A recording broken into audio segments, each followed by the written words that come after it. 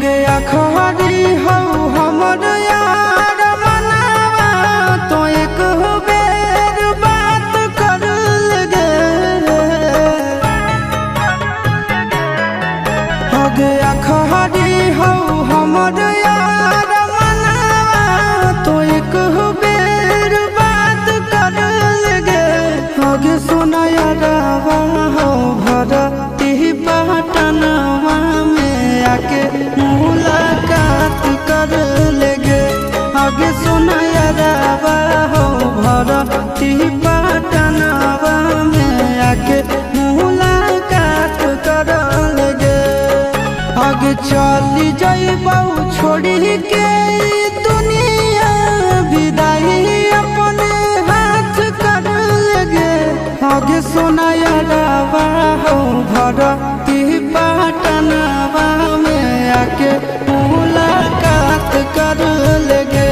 आगे सोना यारवा हो भरती पटनवा में आके मुलाकात कर लेगे।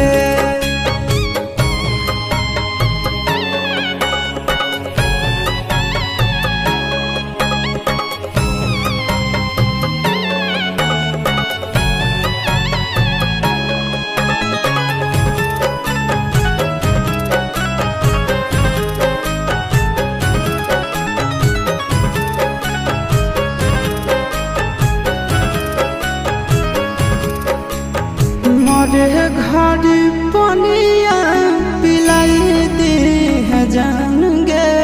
कफन ओढ़ाई दी है टूटत ही जब प्राण गे। मरे घर पनिया पिलाई दी है जान गे। कफन ओढ़ाई दी है टूटत ही जब प्राण गे। आगे हमारा से तोरा जाती प्यार होता भेंट साक्षात कर लगे। आगे सोना यारवा हो भरती पटनवा में आके मुलाकात कर लेगे। आगे सोना यारवा हो भरती पटनवा में आके मुलाकात कर लेगे।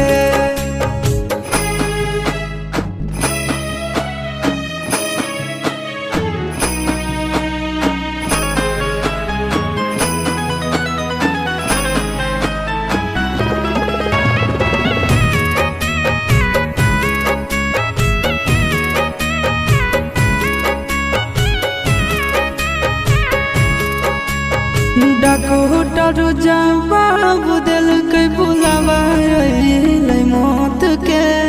देखी के चेहरा जानू चल जाई है लौट के।